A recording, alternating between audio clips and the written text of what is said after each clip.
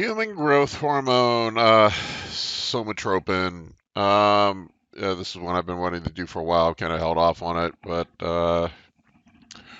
HGH is one of my favorite things. I think probably it's subtle, but you get a lot out of it if you've got the money to spend on it.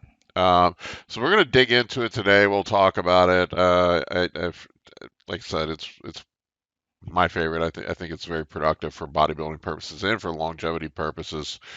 Before I get into it, please take the time to subscribe to my channel, like the video, sign yourself up for alerts. I put a lot of these videos up. I haven't had a ton of people subscribing, but I really appreciate it if you find value in it. If you would subscribe, it helps me with the YouTube gods and to get my channel off the ground. Also, if you want updates on what's coming up, what videos are coming up, you can, or just what's going on with me in general, you can follow me on Instagram at Paul K. Barnett. All right, so let's dig into human growth hormone, somatropin. Properties of HGH. It is a naturally occurring hormone in the body.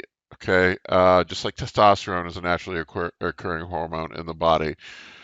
Um, it's Somatropin is the synthesized version of HGH using recombinant DNA technology. Biologically, it is identical to human HGH. The first fully synthetic rDNA HGH was developed in 1987. Before that, um, they used to take growth hormone from cadavers, and then they found out it caused Crutchfield-Jacobson's disease. I think that's what it's called. It's basically fucking mad cow disease. Your brain would rot out of your head and you turn into a zombie. So that wasn't good. They stopped doing that. It is constructed of 191 amino acid residues. It's basically just a fucking amino acid. Um, Originally, it was used to treat childhood growth disorders, you know, short intestines, stunted growth, things like that. It's also used currently for anti-aging, big in the anti-aging community. It slows age-related cellular damage. So you see these celebrities, Sylvester Stallone, I'm talking about you, that are 75 years old and look like they're 45. Tom Cruise. Um, there's only so much plastic surgery can do. The rest of it's good diet and growth hormone. I'm not saying these guys don't work out hard and eat clean. I'm sure they do, but growth hormone helps too. So it's very, very, very important for anti-aging. Honestly, I think if you're over 40 and you got the money to spend, I would, I would strongly consider a hormone replacement therapy protocol that consisted of low dose testosterone and a therapeutic dose of, or anti-aging dose of growth hormone. That's my 2 cents. It was also used for an anti-wasting treatment in HIV patients. This is from what I understand. Now, keep in mind, this is just what I have heard, that the original batch of bodybuilders that were using growth hormone out in LA were the a lot of AIDS. There were a lot of AIDS patients in that area where Venice Beach was, and they were selling their growth hormone to the bodybuilders. That's how bodybuilders were getting it initially. Um, it is a counter-regulatory hormone to insulin. It has an insulin antagonistic effects in both liver and peripheral tissues. We'll talk about this here in a minute. That's important to note. Effects of HGH. It has an anabolic effect on skeletal muscle tissue. Beyond being anabolic, it causes hyperplasia, which is crazy.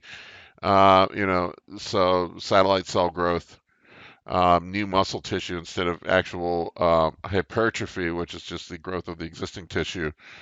So that basically you're making new muscle cells.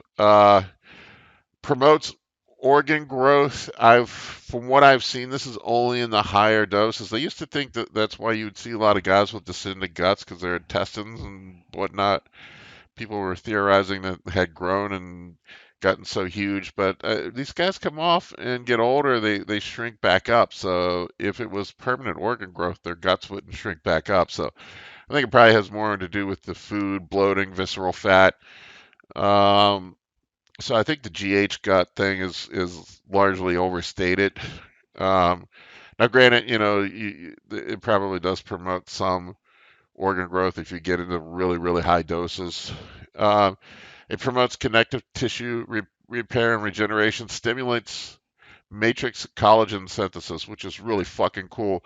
So I think this is a big reason why you see people marvel now when you see guys like Dexter Jackson, competing at a high level in the Mr. Olympia all the way up to 50 years old.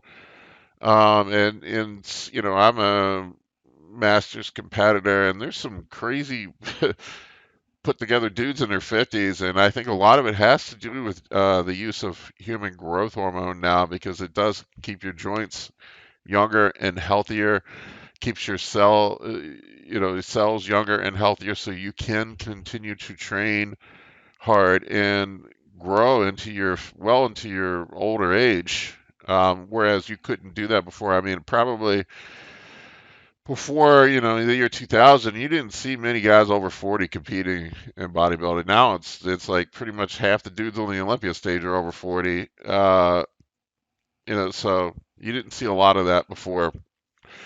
Um, Promotes fat loss.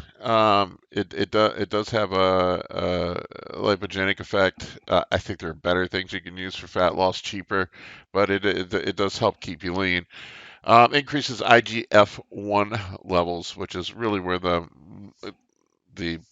indirect muscle growth is coming from that. So side effects. We talked about the diabetogenic effect. Um, it can cause blood sugar levels to rise and can cause type 2 diabetes with higher doses.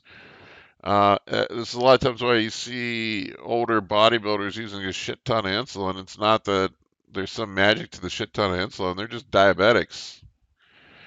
I mean, I'm probably borderline diabetic myself, or maybe I am. I don't know. I was like this before growth hormone. It runs in my family, but just something to keep in mind. That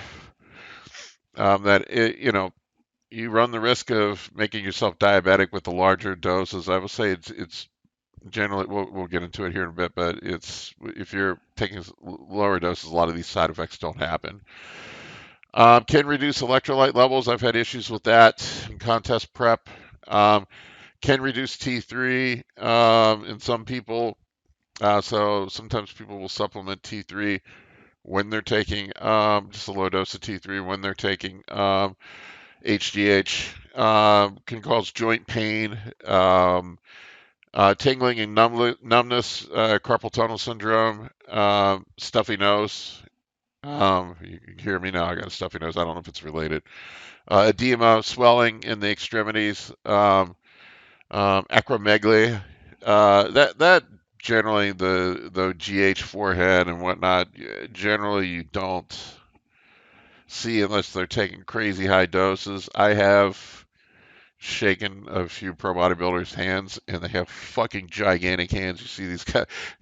Take a look at the pictures of Flex Lewis sometimes, and his hands look like Wreck-It Ralph hands. They're gigantic. The dude's hands are like they're so fucking wide, and I would speculate that it's from heavy GH use, but his hands are crazy big, and you'll see that with a lot of guys that are high level competitors in the IFBB. They have these fucking huge hands.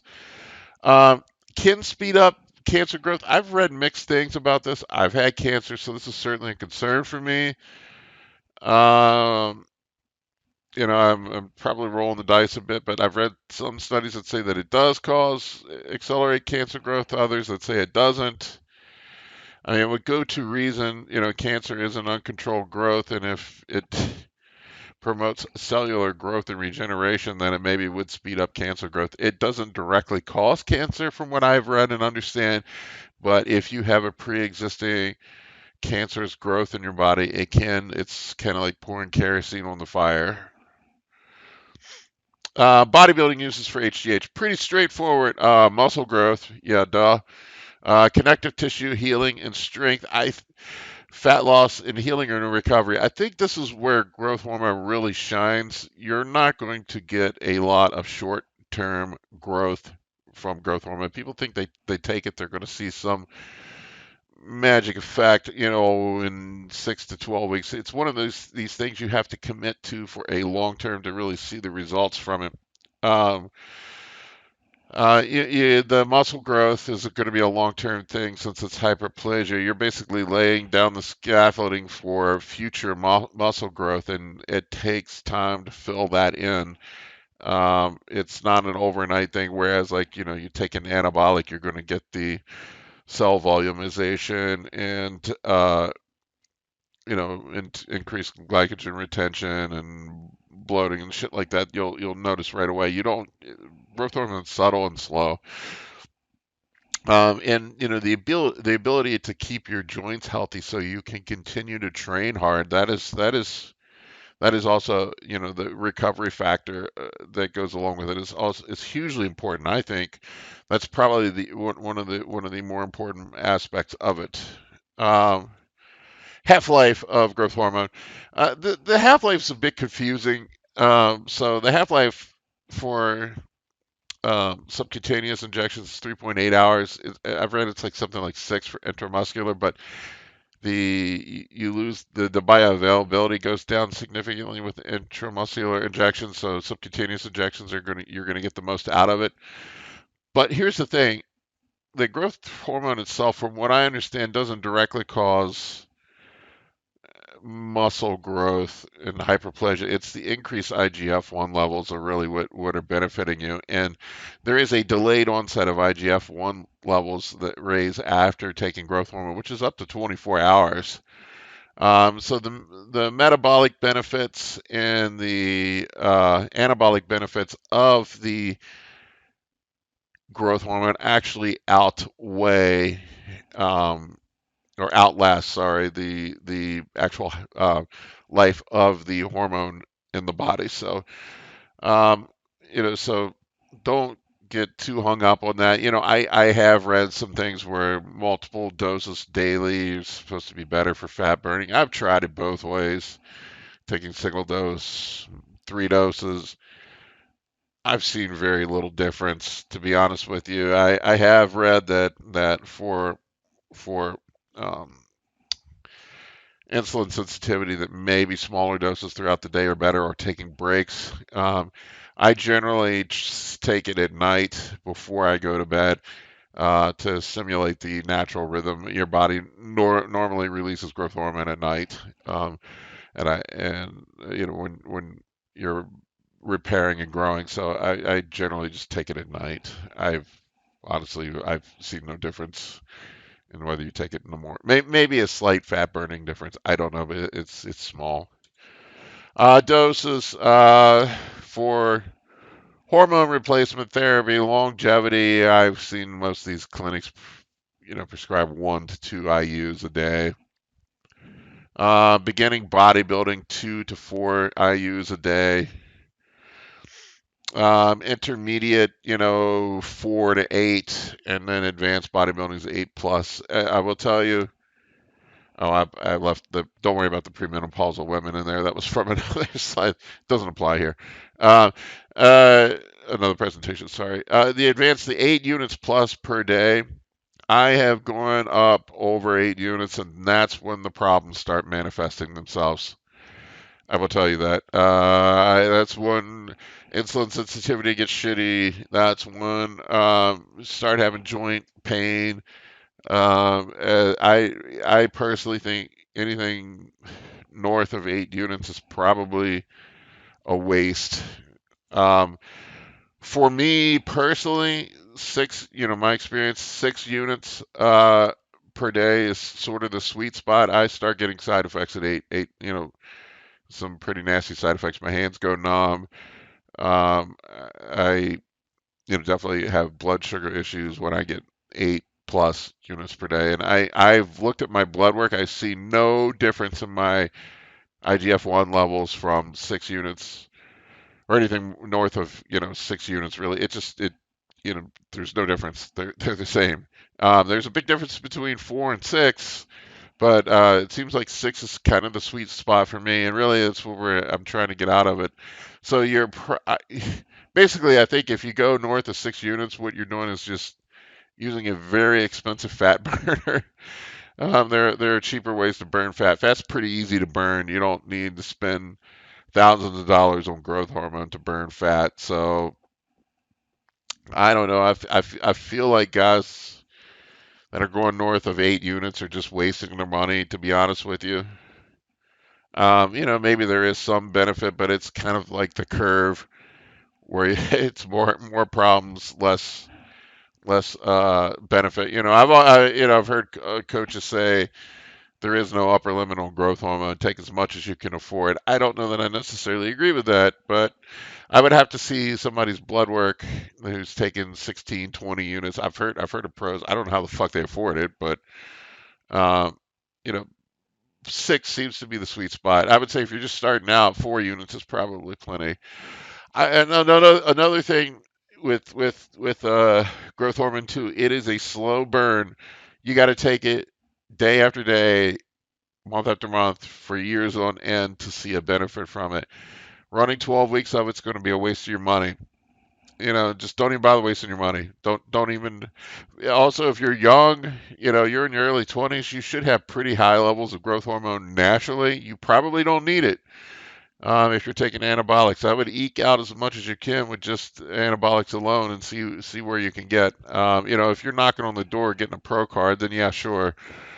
But or just use it at contest time. But I think you're probably wasting your money if you're 20 or 21 or in your early 20s taking it. You're making enough. If you're over 40, it's like I think it's a mandatory requirement if you're going to compete.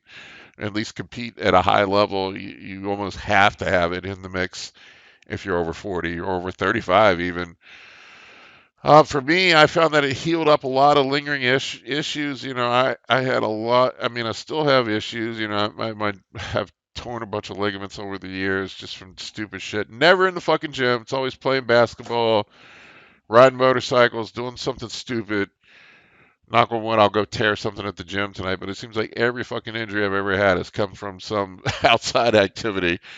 But I will tell you that it has helped heal up a lot of those lingering injuries. I do notice when I'm taking HGH, it does keep me leaner, and I can get away with eating more garbage. I'm not encouraging you to eat more garbage, but I can get away with some slop in my diet when I'm on, a higher dose HGH. It's just the truth. Not a ton. It's not like I'm pounding fucking donuts all day long, but if I want to have a couple slices of pizza or a donut or a Snickers bar or something after I train or whatever, it doesn't kill me like it would ordinarily. I noticed my skin with the improved after I take it. My skin tightened up a bit. I had a lot of loose skin before.